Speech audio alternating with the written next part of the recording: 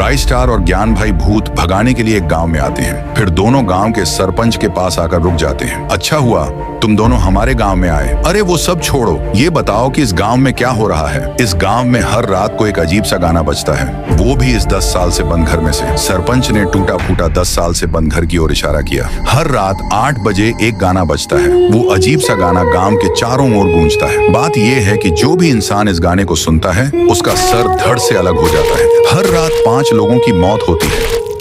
इसी वजह से सभी गांव वाले इस गांव को छोड़कर जा चुके हैं। अब तुम ही कुछ कर सकते हो भाई, मैं तो चला, यहाँ रहना खतरों से कम नहीं है। ये कहकर सरपंच वहाँ से भाग निकला। दोनों के चेहरे पीले पड़ गए। फिर भी दोनों हिम्मत करके उस घर के अंदर जाने लगे। जब दोनों उस घर में गए तब शाम हो गई। दोनों ऊपर रुके हुए थे। ज्ञान भाई उस गाने से बचने के लिए हेडफोन लगाए हुए थे। रही बात राय स्टार की, तो उस पर किसी का असर नहीं होता था। होना क्या था, 8 बज गए। फिर से चारों ओर वही गाना सुनाई देने लगा। दूसरी तरफ राय स्टार और ज्ञान भाई के सामने एक लड़की आई जो कि वही गाना गा रही थी। अभी तक तो दोनों पर गाने का असर नहीं हो रहा था। तभी ज्ञान भाई को फोन आया। वो भूल गया। फोन पर बात करने के लिए जैसे ही उसने हेडफोन हटाया वैसे ही उसका सर धड़ से अलग हुआ और वो मर गया। ये देख राय स्टार का खून खौल उठा और उसने उस लड़की से कहा, क्या चाहती है तू? इस गांव से लोगों को क्यों मार रही है? मुझे बता, मैं तेरे लिए ही इधर आया हूँ, मुझ पर भरोसा कर। लड़की रोते हुए बोलती है, मेरा नाम मंजुलिका है। 10 साल पहले मैं और मेरे पप्पा रोजगार की तलाश में इस गांव में रहने के लिए आए। हमने ये घर किराए पर लिया।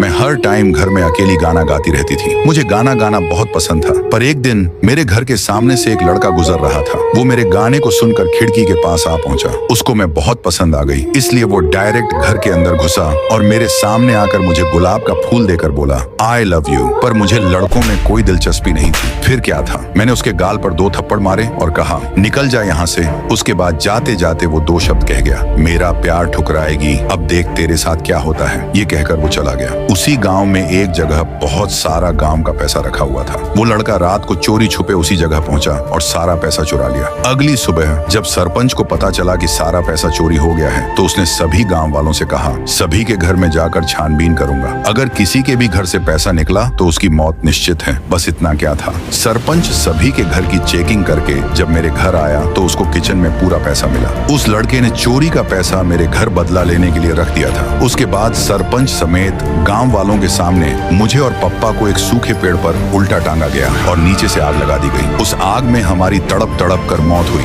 इसलिए मैं इन गांव वालों को मारती हूँ। मुझे बस उस लड़के की बलि चाहिए। राय स्टार बोला, ठीक है। उसके बाद उस लड़के को उसी सूखे पेड़ पर उल्टा टांगा गया और फिर लड़के का भी सर धड़ से अलग हो गया। लड़के की बलि मिलते ही मंजुलिका की आत्मा हमेशा के लिए वहां से चली गई।